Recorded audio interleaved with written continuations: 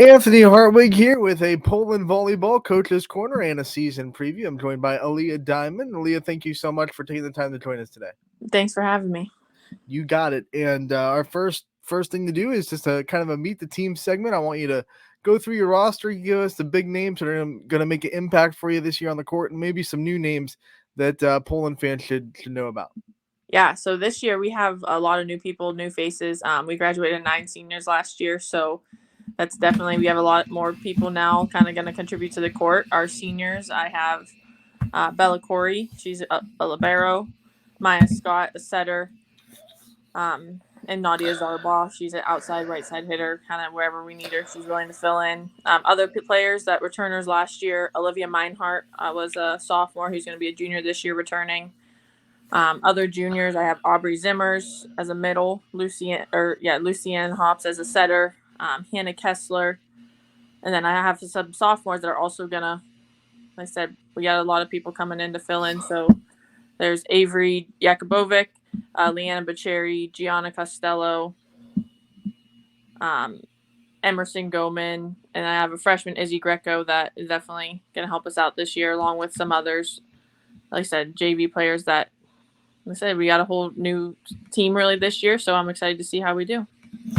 When graduating so many seniors, I think one of the things you probably see are footprints of them and things that they taught these girls that are coming back. How much of a footprint and a handprint do you see last year's seniors' leadership on this team now going forward? I see it just like I said, with a lot of good leaders last year. Like now that the juniors and seniors are stepping up, they're able to show like that leadership that they had. So just with that on the court, like just talking, communicating, trying to be that good example from last year is definitely going to be helpful.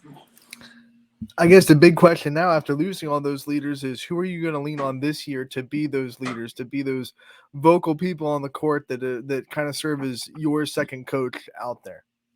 Like I said, that's something we're working on just because we don't have a lot of experience on the varsity court. So, but people I've been leaning on right now, definitely my 3 seniors, Bella Corey, Nadia Zarbaugh, Maya Scott, and they're doing a good job of stepping up, getting to that role. But that's definitely something we're working on to continue because everyone knows that communication is definitely a big part of volleyball. So again, it's just part of practicing just like we do with all the other skills. All right, let's talk about your schedule inside the NE8. It's been a really good conference, for as long as you've been at Poland. Lakeview and Girard have definitely been at the top of that list, but you have a lot of other teams that are starting to build towards trying to compete with them. How do you see the league shaking out this year? What do you feel about it? And what are some things that you think are going to be key to winning it this year? Like I said, our league is definitely a tough league. Like I said, Lakeview and Girard have definitely been at the top of it the last couple of years, and they're always good teams that I'm always excited to play, go see how we do, compete. But like I said, our whole league is competitive. I truly believe there's really not a game. Every game we go into, we got to come up and show up to play. And it's going to be a good game. It's going to be competitive, long volleys, back and forth. So I'm not too sure where I see us in the league when we look at it, but I think definitely we can compete and see where it goes from there. Again, obviously, goal is to be in that top half of that league and be able to compete with everyone. But we'll see how it goes. Like I said, just because everyone's so competitive and all these programs everyone's built such a good program. And like I said, there's not really anyone like every game you have to really prepare for and really go in with your best. Do you think having a lot of new players gives you kind of a little bit of an advantage against these conference teams, seeing that there's not a lot of scouting report on a lot of your players? So you're going to go in there knowing all you know about your team because you've been spending a lot of time with them, but these other coaches are going to know not too much about the players you're putting on the floor. That could be for sure. Definitely. Like I said, I know film now with everyone's access. It definitely makes it, you see it. We can do that with scouting reports, see what we have. But I could see that being one. Like I said, just because I really only have 2 people that have consistently played varsity in the past return. So it's definitely, like I said, we're really going to be like a whole new team this year and excited to see how we do. Take any advantage you can get, Coach. I don't care what it is. One of the things we also have to talk about with your schedule is the non-conference. So that's just as important. You guys do play in a pretty large conference, but it's still got some wiggle room to get some other teams in there. Who are Mhm. some other teams outside of the NE8 that you're excited to square up against and test your team against? A couple teams, like just off the top of my head, I can think of. Our first game is against Western Reserve at home, so that's our home opener. So that'll be a good game to look at. I know other teams we play. We play Boardman, Canfield. We're gonna play Camel this year. I'm excited that will be a new team that we're playing this year on our schedule. Springfield, we played them last year, and I'm excited to play them again. We added Howland, so we're gonna play Howland at the end of the season. Like I said, just off the top of my head, those are the teams I can think about. Champion, we're playing them again.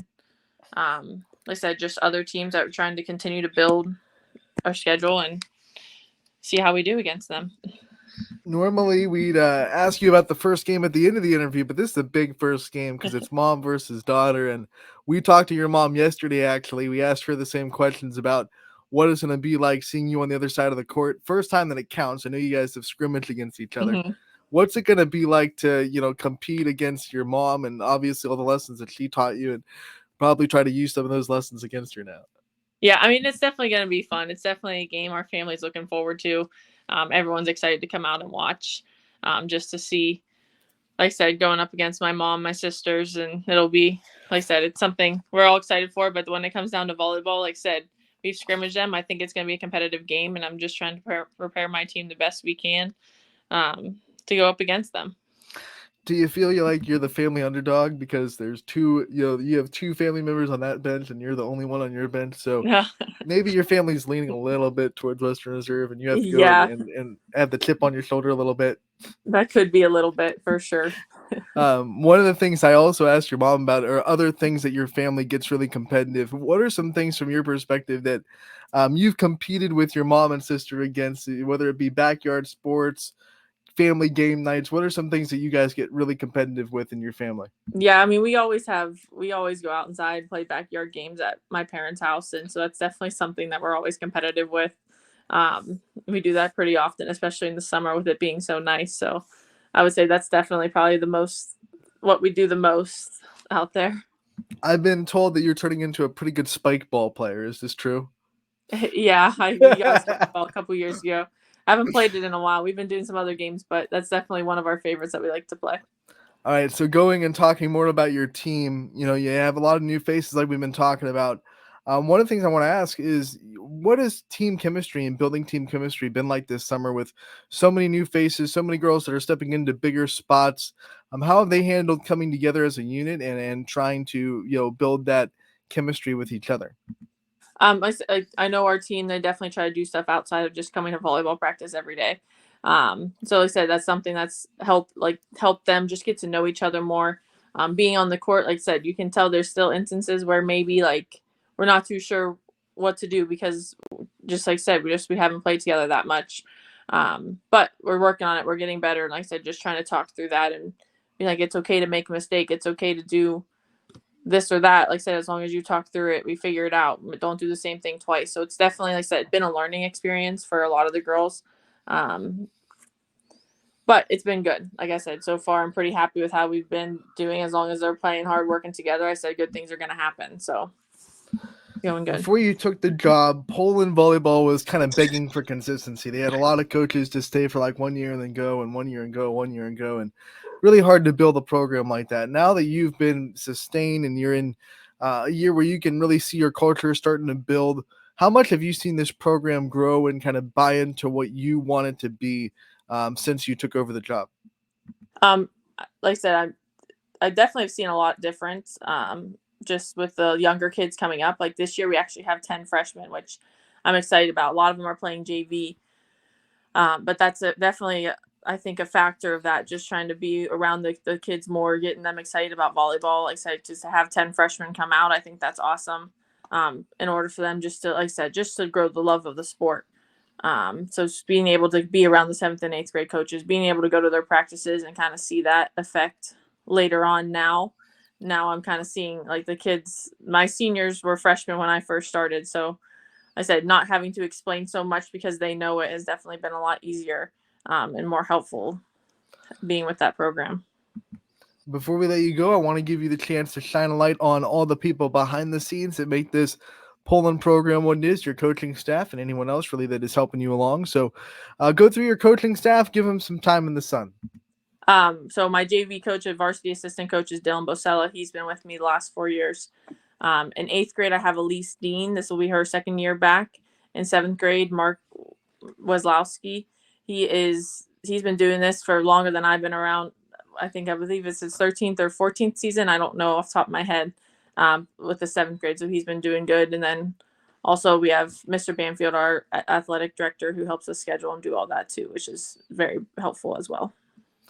All right, Coach. We wish you the best of luck going forward. Like we said earlier, Poland's first game is August 21st at home against Western Reserve. So Poland fans, make sure to get out there. Coach, we thank you for your time and giving us a solid preview. We can't wait for the season, and we also can't wait to talk to you again real soon.